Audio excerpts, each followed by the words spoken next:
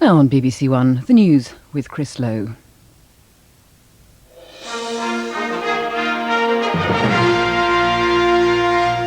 Good afternoon. Police in Australia have arrested 11 suspected arsonists as the bushfires in New South Wales continue to sweep around Sydney.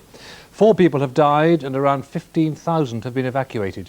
The city centre around Sydney Harbour is thought to be safe, but flames have engulfed houses in suburbs to the north, west and south of the city.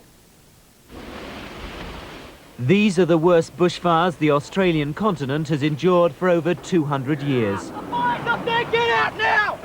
Gale-force winds fanned the flames with almost spiteful intensity. Hundreds of homes have been destroyed.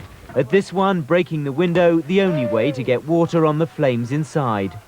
We won't save this, I don't think. To the north, south and west, thousands of families fled for cover. At one time, the fires came within a few miles of the city centre. The Prime Minister, Paul Keating, toured the disaster area, paying tribute to the volunteer firemen who are working 24 hours a day. The thousands of ordinary people who have thrown their lot into this, that's I think, we're seeing Australia at its best. There's no doubt that these fires are going to burn long into the night. Again, the only hope of containing them is a change in the weather. Tomorrow may bring relief. Lighter, cooler winds are being forecast. Michael Peshart, BBC News, Sydney.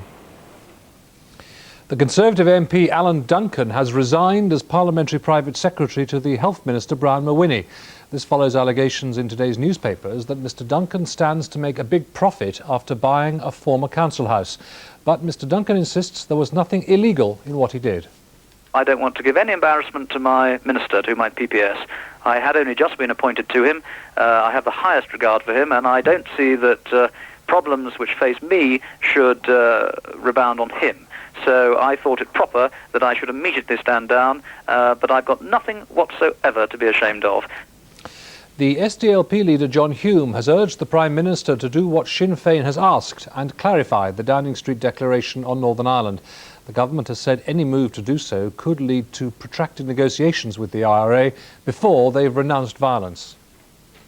Yet another set-piece newspaper interview by a key player in the debate on peace. Gerry Adams in Belfast Nationalist Morning Daily said unless there was clarification of the Downing Street Declaration, he could not go to the IRA with a proposition that they end their campaign.